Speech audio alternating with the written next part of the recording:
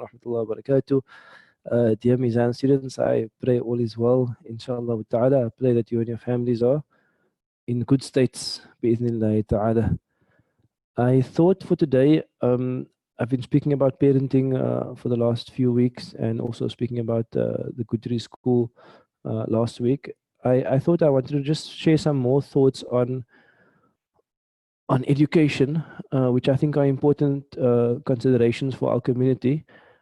Uh, But before I start, I think one of the most difficult things that I find it's very difficult to give Naseehah actually, and it's difficult to give Naseehah because uh, things are very seldom black and white, like good and bad, and just like clear cut.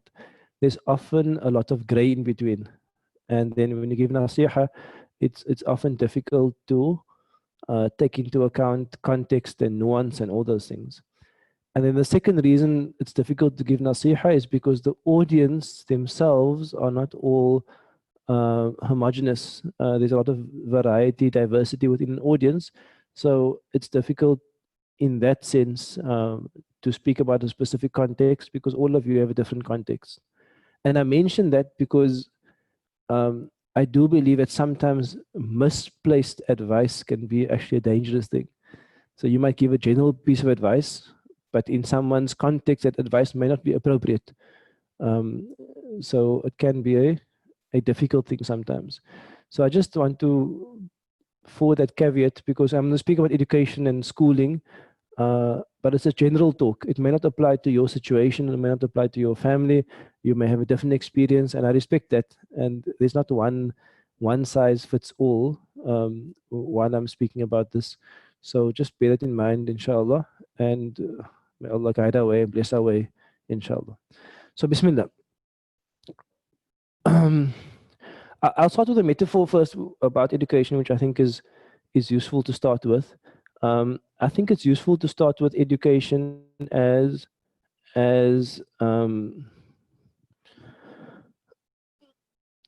think of our children, and or think about yourselves first of all. Let's think about yourselves first of all. All of you went to school at some stage in your life. It may be a long time ago, but you went to school at some stage in your life. And that school and that community that you grew up in had a certain culture and a certain orientation and a certain kind of pressure that pushed you in a certain direction.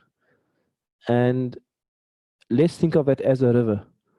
So you are placed within a neighborhood where you live, and you are placed within a family that you are born into, and then you are placed into a schooling environment, and all of that constitute a river, and that river pushes you in a certain direction. What I believe has happened with, especially in the last 15 years, 20 years, is that that river has changed dramatically. So if you went to school more than 10, 15 years ago, the river of what your child is placed in is not the same river experience that you had as a child. So that's the first thing I would like parents to be aware of, is that the social culture that you grew up in the school that you went up in, the neighborhood that you grew up in, is not the same school, not the same neighborhood, and definitely not the same social culture as your child or your learner is now experiencing. So the river has taken a different direction, and the river has become even stronger. So that's the first thing. And I believe in general, and I'm not speaking about a specific case here, I believe in general that that river has taken a very harmful direction. In other words, if you just drop your child off and you place them in the river of teenage culture that is prevalent at most schools, it is by and large a very harmful influence. And I think it does actually place your child, especially at high school level, in a lot of potential danger. So if we carry on with the metaphor, and let's assume the metaphor is correct, that you have placed your child, or we have placed, as a community, we have placed our learners in a river that is pushing them in the wrong direction, and that river is strong, what do we have to do to help them, because we can't just leave them. We can't just leave them and expect something better. And what we have to do is we have to throw them a lifeline. We have to throw them a lifeline to stop them from being just um, pulled away by the forces of this river. So that is the first thing. And I think it's important to realize that. I think it's naive to say that I also went to school and I also went to the school and I turned out fine. We didn't go to school in 2020. We went to school in a different century, a different time. It's not the same world. So if you're a parent or grandparent, you have to be aware that it's not the same world. It's a totally different world, a totally different culture, and much of it is very toxic. Much of it is very, very toxic and very, very dangerous and potentially harmful to our children. And there is good in it as well. There is good and there are positivities, but much of it is very problematic. That's the first thing. The second thing is that I think one of the most important qualities of a parent is the quality of attunement. Attunement means that you are tuned in to where your child is at, you are tuned into your child's needs, and you are tuned in when you see your child floating further down that river, floating away from you. Because sometimes parents are so preoccupied with their own lives and their own day-to-day world and their own careers and their own struggles that they kind of don't see the child slipping slowly away. You don't see the child communicating less. You don't see the child's interest changing. You don't see that signs, telltale signs. And then when you wake up, the child is far, far down the river and actually sometimes too late to retrieve, too late to get back. So these different situations work differently for different children. Some situations, you put a strong child in that situation, the child can survive. The child can even thrive because it can take the good from that situation. You put a weaker child in there who's much more influenced, that child can perish in that situation. It's not only about the environment, it's also about who your child is and what your child can deal with. And you have to be very acutely attuned. You have to be tuned into what they can deal with, what they can't deal with, how it's influencing them, and how it's affecting them. Don't turn a blind eye. Don't be naive about it. Don't say it's just a phase they're going through. That phase becomes the next phase, becomes the next phase, it becomes the next phase, and you only have so many years and then your child is gone. Really, when your child's going to hit 16, 17, 18, it's very, very difficult to try to reel in a child who has gone down a different path. Very, very difficult. You have to start that process from young. It's a daily process to be attuned to your child's needs. So I think in that situation, my naseehah is that there's a different solution for different children. There's not a one size fits all. Now I want to turn specifically to modern schooling, and I've really been involved in youth work for most of my life, and I've been speaking about this for the Mizan students who've been with us for 6, 7 years. I have been speaking about this for many, many years, that I believe that there is a serious crisis within schooling. I believe that there is a serious harm and danger and detriment to our child in general. I'm not speaking about a specific school. I'm speaking about in general in the public and private schooling world. And I believe that those challenges are multifaceted. I actually made a list of what I feel are the challenges, and some of them are my own thoughts, and some of them are based on some readings, especially Yusuf speaks about this quite a bit. John Taylor Gatto speaks about this quite a bit. There's a lot of discussion about education, about schooling. If you Google it, there's a whole world about it. I'm not an expert, I just read casually about it. But I think it's important for us to understand that schooling can't just be a box that we drop our kids into and we just hope for the best. We have to be attuned and we have to have expectations and we have to take action if something is not working out. So I think, where can we start?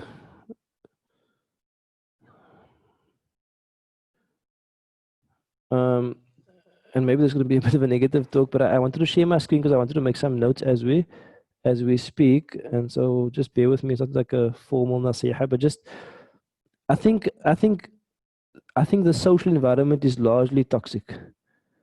I think there's a largely toxic social environment. I want to break that down. I think, first of all, I think what we would be call moral ills have become the norm, not the exception. Moral ills with regard to drug use, with regard to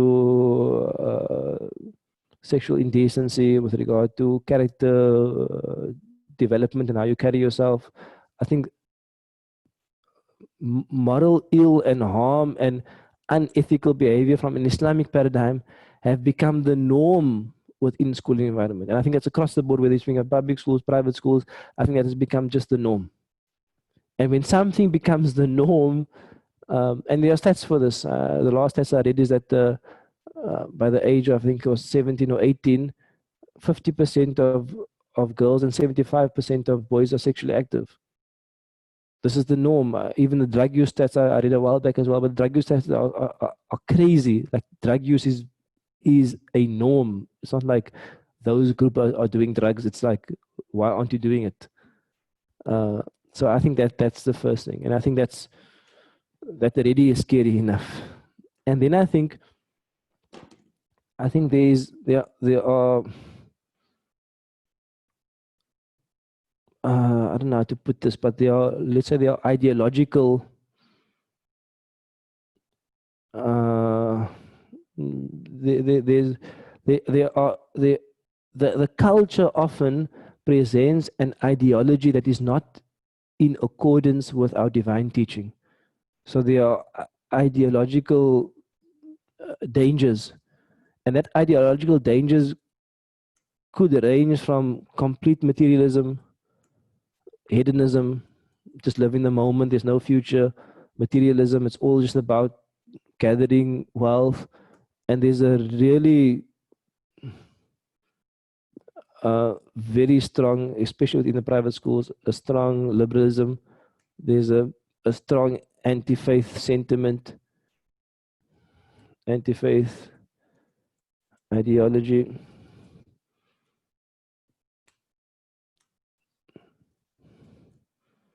I mean, each of these is a separate talk on its own. But these ideological, and I'm not even speaking about maths and science in the subject, I'm going to get there, inshallah. But ideologically, that if you put the wrong ideology into a child, and you put that ideology into the child day after day, year after year, month after month, you tune that child into the wrong way of thinking, the wrong way of viewing the world, the wrong aspiration. So if you put a material, for example, a material culture, and that materialism is probably more prevalent within the corporate world, but it starts in school already. It starts amongst the kids already, bragging about their shoes and about their latest phone and about their parents' wealth and all those things. If you put that into a child's heart, that my success, my status, my position in society is determined by material wealth, that starts to shape the child.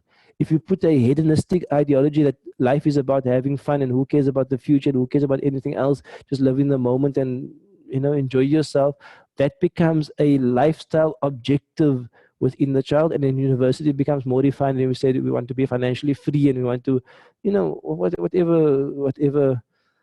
kind of words they put to it. That's a problem.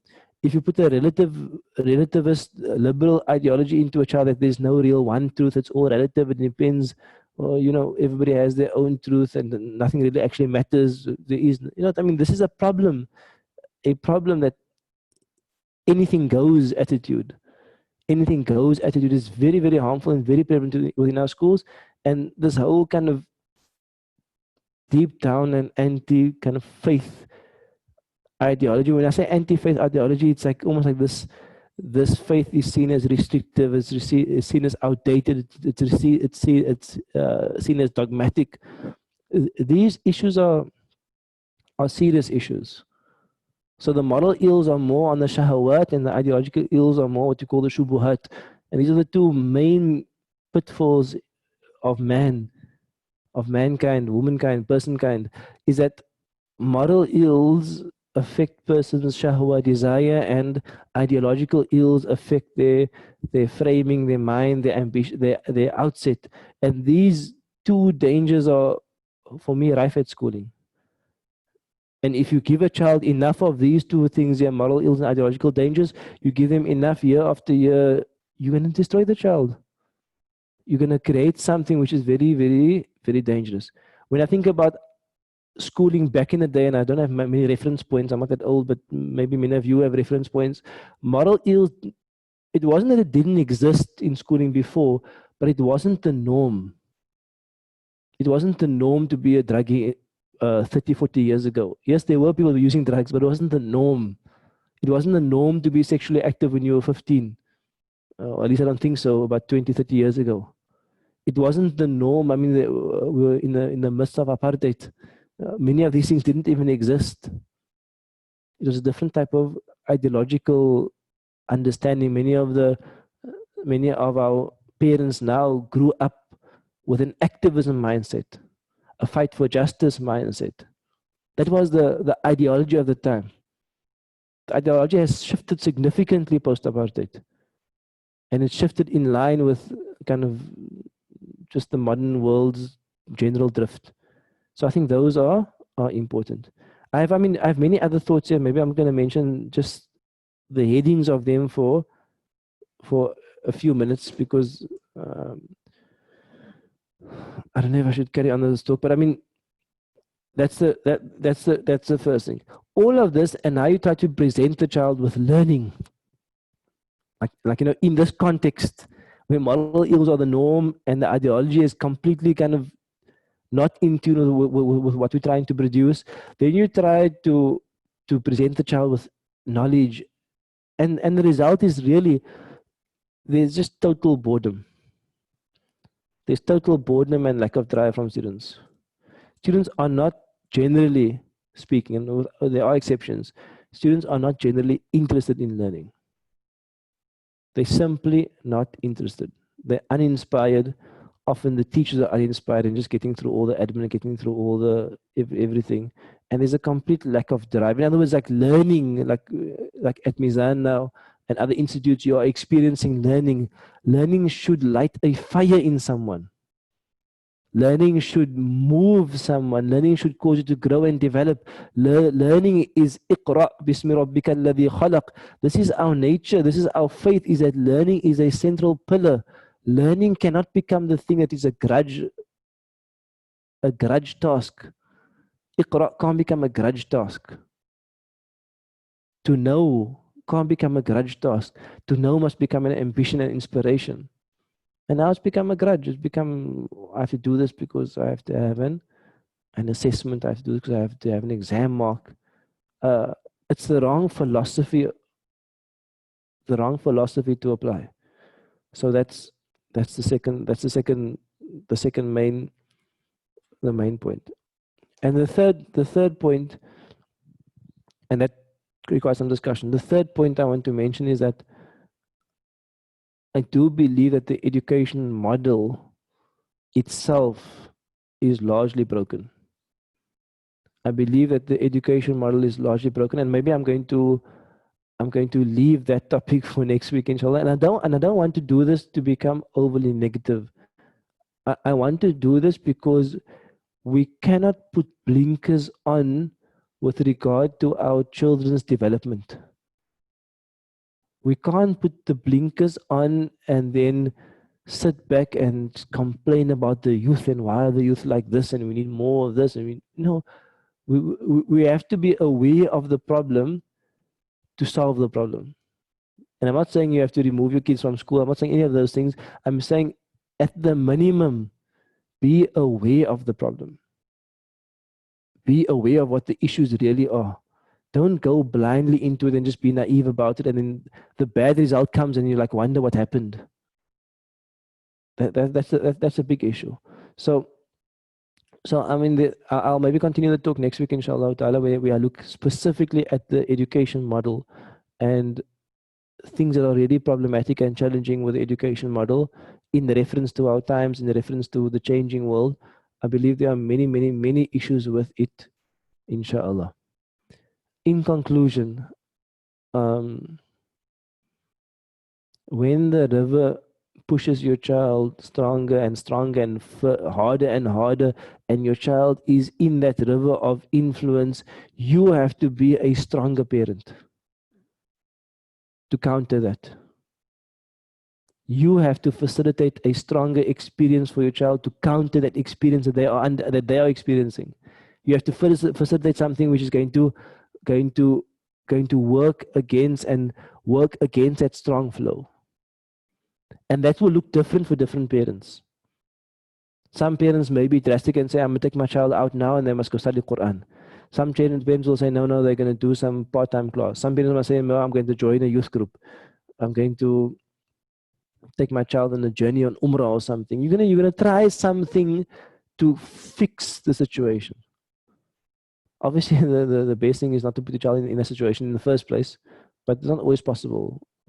It's tough sometimes. So I urge you as parents and the parents of our community is to be aware of what's happening at schools.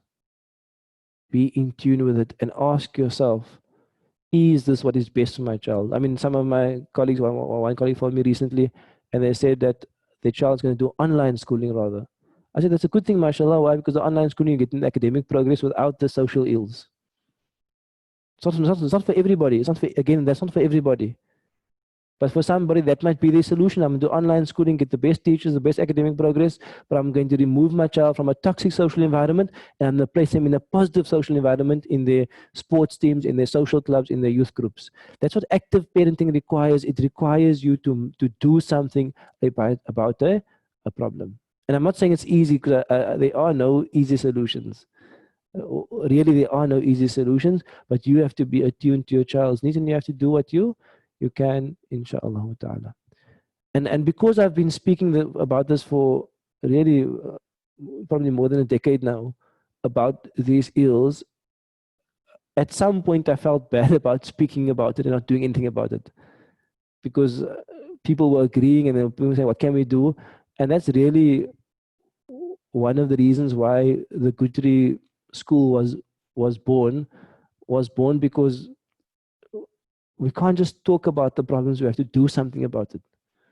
We have to create some solution, we have to create something that is lasting, that's going to serve our community. And I'm not saying that I have even 10% of the answers. I don't think there is one answer for everybody, but I think we have to create better environments.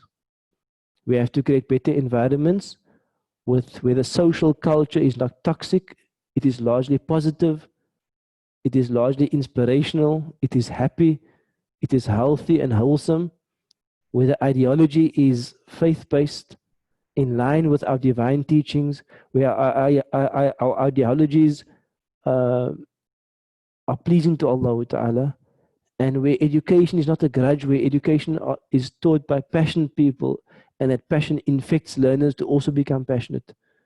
And that's a good starting point. So this is also where Gutri was born. So do what you can, inshallah, to guard your child's development, to provide the best environment for them. And also, I am asking the community also to support the Gutri project. It is an attempt. It is an attempt to create a better environment that can serve as a model for other institutes to use as well, to create something positive. And our legacy in Cape Town especially has been to create our own environments. From the Awal Masjid, which was a madrasa first, in fact from Darul Arqam, which was a madrasa first, to our Awal Masjid, which was a madrasa first, our legacy in Cape Town has always been to create our own institutions. That alhamdulillah, we have many masajid, many hifz schools, many madaris, because our legacy has been to take ownership of our education, and Gutri is an attempt to perpetuate that legacy, but also within the academic market, that now we want to take ownership of our education, not only Islamically, but also our academic subjects. We ask Allah Ta'ala, may Allah accept and bless all the efforts that have been done. Alhamdulillah, there are many, many good efforts in the community. And I'm always very positive about every effort someone is trying to do good.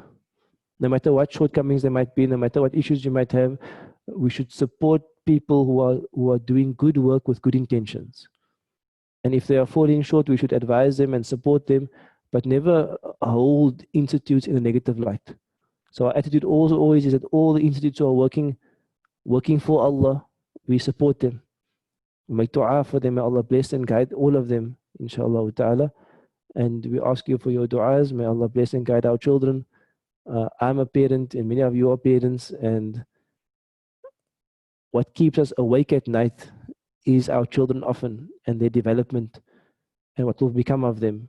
And we make dua, Allah must really just guide their hearts, guide their lives, because it's not an easy journey. It's a tough journey. And may Allah bless you and your children. May Allah make us all people of Jannah. Allahu Ameen. Keep us in your du'as, and I'll see you next week, inshallah. The first years can continue immediately, inshallah, and the second years I'll be with you in 2 or 3 minutes, inshallah. Wassalamu alaikum wa rahmatullahi wa barakatuh.